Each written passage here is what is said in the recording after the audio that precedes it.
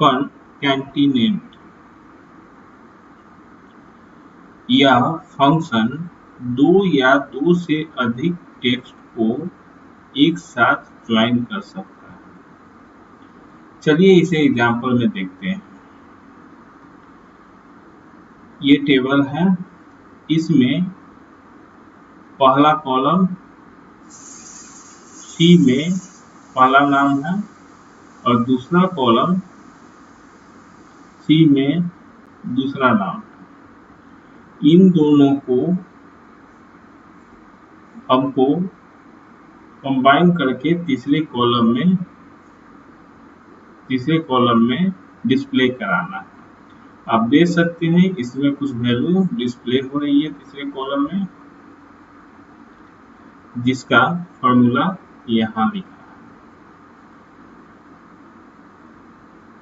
Concatenate C4D4 सिर्फ एक comma के माध्यम से ये पहला सेल का एड्रेस, ये दूसरे सेल का एड्रेस, पहला सेल ये, दूसरा सेल का ये, पहला सेल एलन, दूसरा सेल जॉन्स, ये फॉर्मूला का यूज किया और इसने एलन जॉन्स को डिस्प्ले किया।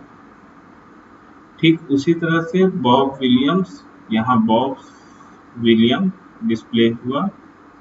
कैरोल डेविंस, ये कैरोल डेविंस को डिस्प्ले हुआ। एलन जॉन्स, ये मेरा एलन जॉन्स डिस्प्ले हुआ। इसी तरह विलियम बॉब्स डिस्प्ले होगा और डेविस कैरोल डिस्प्ले होगा।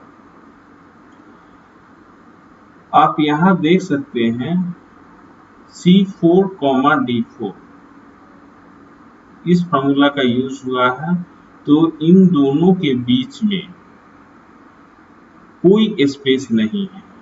लेकिन जब इस वाले रो में देखिए, ये वाला रो में देखिए, एलन जॉन्स के बीच में स्पेस है। इसका कारण यह है कि हमने यहाँ स्पेस प्रोवाइड किया है डबल इन्वर्टेड कॉमा के अंदर।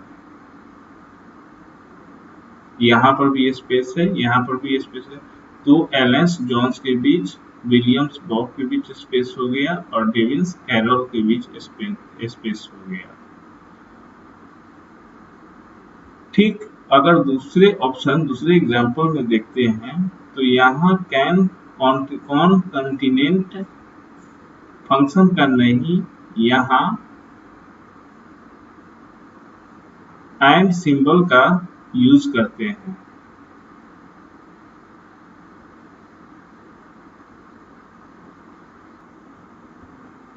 इसे हम एम्परसेंड सिंबल भी कहते हैं।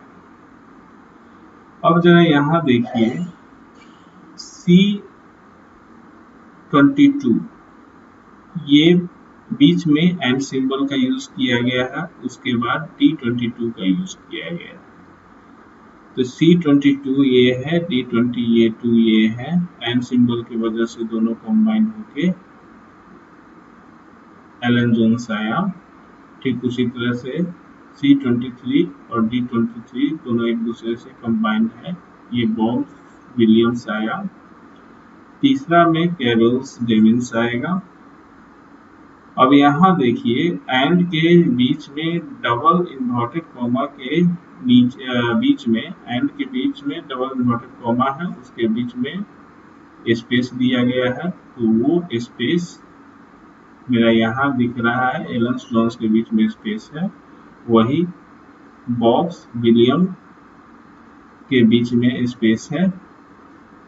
ये विलियम्स बॉब्स इसलिए हो गया क्योंकि पहले D26 लिया गया है, मतलब पहले ये वाला वैल्यू लिया गया है और उसके बाद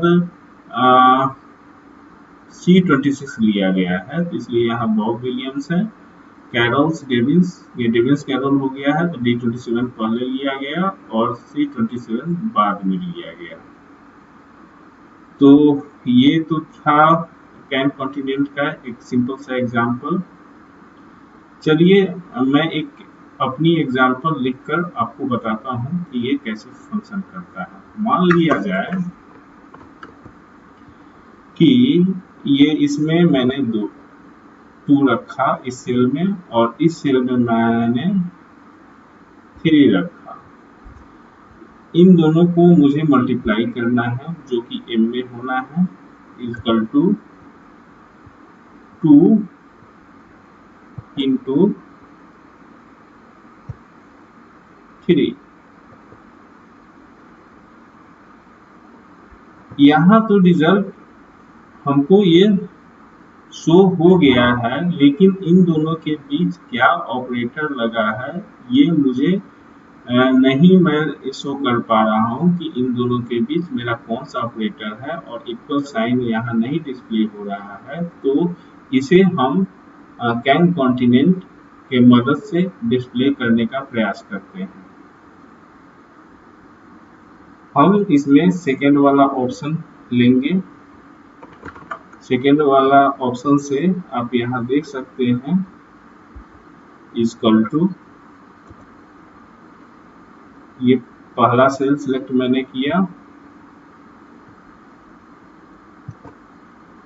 एंड का सिंबल लगाया, उसके बाद inverted comma, double inverted comma के बीच में जो है मैं इनटू के लिए कैपिटल X को एंटर किया, स्पेस इन्वर्टेड कॉमा क्लोज, उसके बाद एंड का सिंबल फिर लगाया, उसके बाद सेकेंड वाले वैल्यू को लगाया,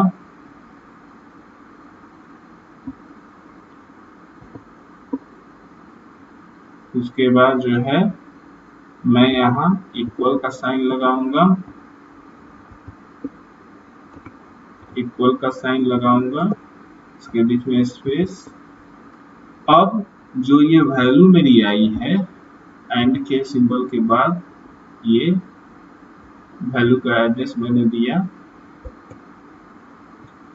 तो आप ये देख सकते हैं कि किस तरह इसको मैथमेटिकल इक्वेशन में मैंने इसे चेंज कर दिया। आप 2 इंटू 3 के पहले इक्वल का साइन लगाना चाहें तो आप यहाँ लगा सकते हैं इक्वल का साइन, इक्वल टू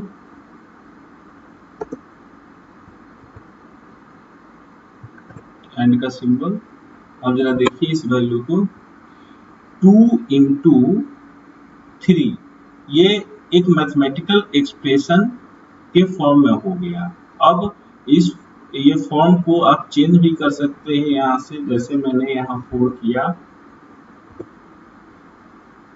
तो आप देख सकते हैं 4 इंटू 3, साथ में ये वैल्यू भी चेंज हो रही है। ये टेक्स्ट से पॉसिबल नहीं था, ये कॉनकैटिनेंट से ही पॉसिबल है। आशा करता हूँ आप कॉनकैटिनेंट समझ गए होंगे। Thank you.